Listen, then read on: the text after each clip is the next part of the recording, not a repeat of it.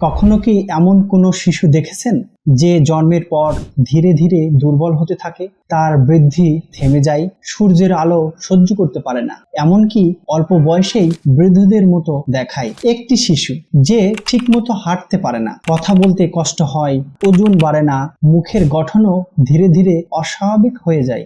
শুরুতেই অবিশ্বাস্য লাগলেও এটি একটি বাস্তব এবং অত্যন্ত বিরল জেনেটিক রোগ। এই রোগটির নাম হলো কোকেন সিনড্রোম।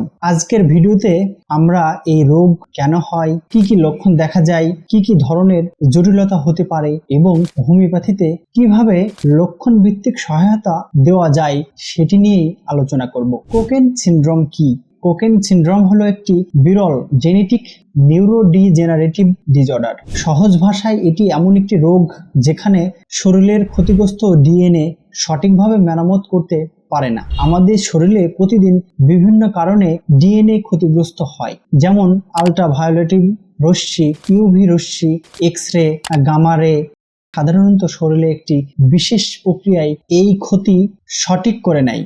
এই প্রক্রিয়ার নাম নিউক্লিওরয়েড এক্সিশন রিপেয়ার। কিন্তু কোকেন সিনড্রোম এই রিপেয়ার সিস্টেম ঠিকভাবে কাজ করে না। মূলত ERCC জিন এবং ERCC8 জিন, এই জিনের ত্রুটির কারণে এই সমস্যাগুলো দেখা দেয়। ফলে ধীরে ধীরে শরীরের কোষ নষ্ট হতে থাকে।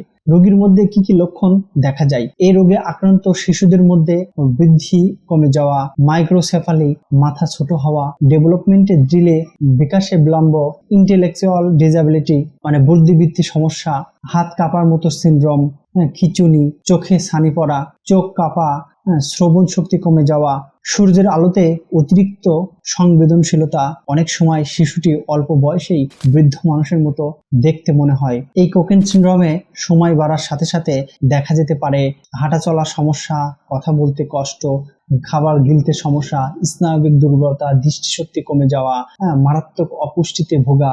এই কারণেই রোগীটিকে অবহেলা করা উচিত নয়। রোগ নির্ণয় কিভাবে করা হয়? ডাক্তাররা সাধারণত করে থাকেন এমআরআই স্ক্যান, জেনেটিক বিভিন্ন টেস্টিং।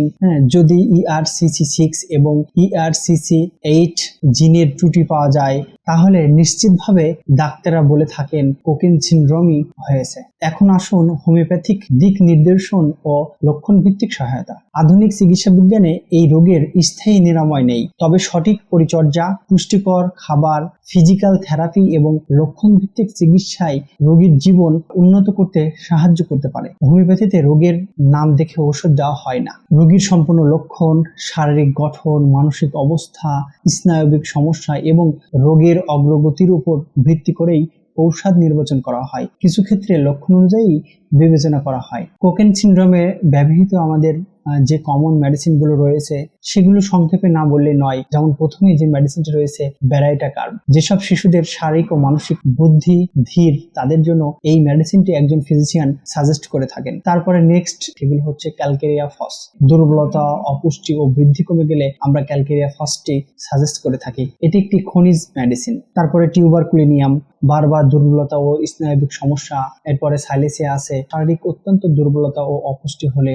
জিঙ্কামেট, স্নায়বিক দুর্বলতা ও হাত পা কাঁপার ক্ষেত্রে এটি বিশেষভাবে ব্যবহার হয়ে থাকে। তবে মনে রাখবেন, একজন রোগীর ঔষধ আরেকজনের জন্য কখনোই একই হবে না, কারণ প্রতিটি রোগের লক্ষণ ভিন্ন। বিশেষ সতর্কতা, এই রোগে আক্রান্ত শিশুদের সূর্যের আলো থেকে সুরক্ষা অত্যন্ত গুরুত্বপূর্ণ। কোকেন সিনড্রোম একটি বিরল কিন্তু অত্যন্ত জটিল জেনেটিক রোগ, তবে দ্রুত সচেতনতা, সঠিক পরিচর্যা এবং লক্ষণ ভিত্তিক চিকিৎসায় রোগীর জীবন কিছুটা হলেও আরামদায়ক করতে সাহায্য করতে পারে। যদি আপনার পরিচিত কারোর মধ্যে এই ধরনের লক্ষণ দেখা যায়, অবহেলা করবেন না।